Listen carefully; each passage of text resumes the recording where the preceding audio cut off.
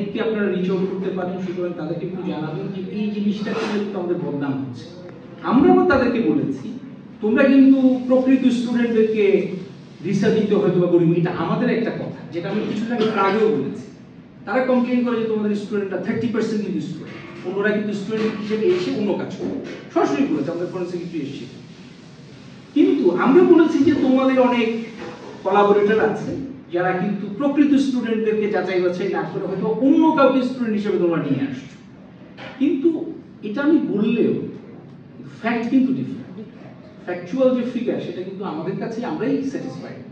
আমি খুব ভাবে আপনাদের কাছে বিষয়টা টেক কেয়ার করবেন, এবং আমার মনে হয় যদি আমরা প্রকৃত স্টুডেন্টদেরকে আনতে পারি এবং তারা যদি জার্মান সোসাইটিতে কন্ট্রিবিউট করতে পারে, ডেফিনেটলি আমাদের আরো বহু গুণে সুযোগ বাড়বে।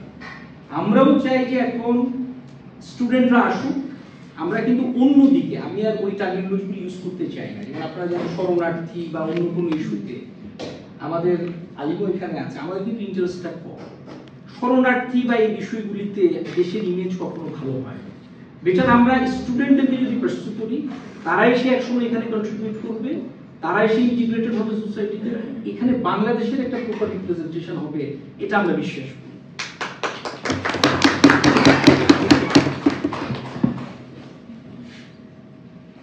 আমাদের কবির ভাই, ডক্টর কবির ভাই যেটা বললেন, আমি খুব মন্ত্রমুগ্ধ হয়ে ওনার কথা শুনছিলাম, ওনার এক্সপিরিয়েন্স অনেক ভালো জায়গায় উনি আছেন। আমি মোশাররফ হোসেন ভুঁইয়া স্যার আমাদের আগের মাস্টারের কাছ থেকে ওনার কথা অনেক শুনেছি, বাট আজকে সামনাসামনি দেখা হলো। আপনি বইটা কোন ব্যাচ? আচ্ছা, উনি আমার জুনিয়র হবেন। আমিও কিন্তু ডাইভার্সিফাই করেছি আমার ব্যাকগ্রাউন্ড। আমি 97 ব্যাচ বুয়েটের, সেখান থেকে আমি আবার বিসিএস দিয়ে আমি ফরেন সার্ভিসে এসেছি, তারপরে আমি ডিপ্লোমা করেছি বা ইন্টারন্যাশনাল রিলেশনসে আমার ক্যারিয়ারকে আমি করেছি। তো উম্মে ওবায়দা যেটা বললেন সেটা হচ্ছে এই জার্মান সোসাইটিতে কিন্তু ডাইভার্সিফিকেশনের সুযোগ আছে। সুতরাং আপনারা যে যে ব্যাকগ্রাউন্ডেই থাকেন না কেন, আমার মনে হয় আপনাদের ইন্টারেস্টের জায়গাটাকে এখানে শানিত করার বা এখানে অপরচুনিটি এক্সপ্লোর করার যথেষ্ট পরিমাণে সুযোগ আছে, এবং সেই সুযোগটাকে আপনারা এক্সপ্লোর করবেন।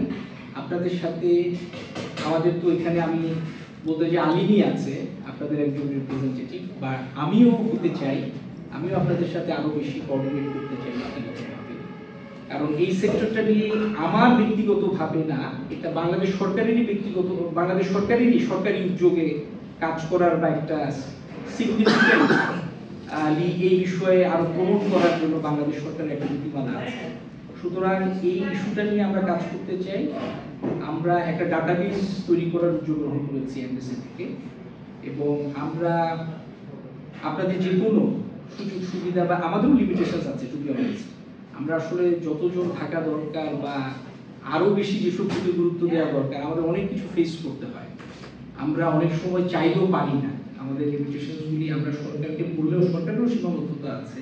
আপনারা জানেন যে আমরা চাইলেও, আমরা ছোট দেশ, ছোট ইকোনমি, আমরা চাইলেও অনেক জিনিস আমরা সলভ করতে পারি না, বা আমরা আমাদের চেষ্টার মধ্যে অনেক কিছু থাকে, তারপর আমরা চেষ্টা করি, চেষ্টা করতে তো অসুবিধা নেই।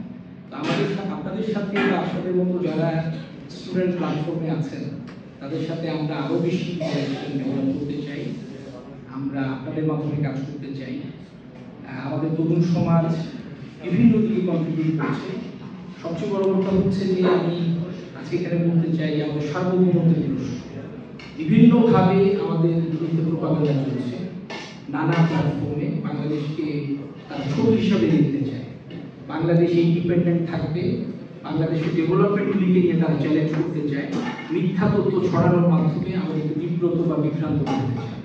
এই ক্ষেত্রেও আমি আপনাদেরকে বলবো, তাদের বিরুদ্ধে আমাদের লড়াই চলবে, আমরা লড়াই চালিয়ে যাবো, এবং আমাদের জয়ী হতে হবে।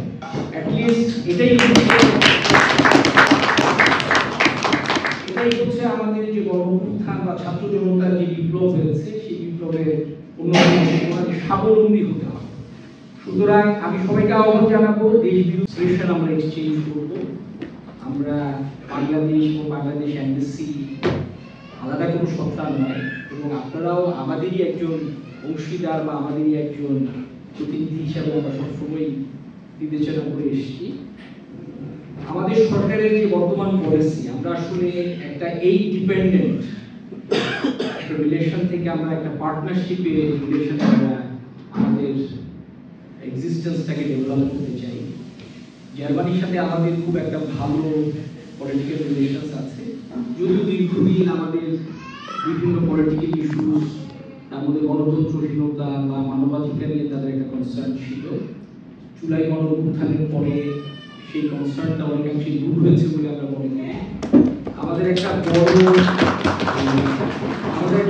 ট্রেড রিলেশন আছে, প্রায় $8 billion on an average. Most of the আমাদের এক্সপোর্ট আইটেম জার্মানিতে হচ্ছে গার্মেন্টস। আমরা সেটাকে ডাইভার্সিফাই করতে চাই। আমরা স্কিল ম্যানপাওয়ার নিয়ে তাদের সাথে কাজ করতে চাই। আসলে গতানুগতিকভাবে মধ্যপ্রাচ্য বা অন্যান্য জায়গায় যেভাবে আমাদের ম্যানপাওয়ার, যে সিস্টেমে আমাদের মানুষজন এমপ্লয়মেন্টের সুযোগ সৃষ্টি হয়, জার্মানিতে কিন্তু সেরকম কোনো অবস্থান। আমরা সেইভাবে আমরা এডুকেশন এক্সচেঞ্জ প্রোগ্রাম বা এই পার্টনারশিপটার উপর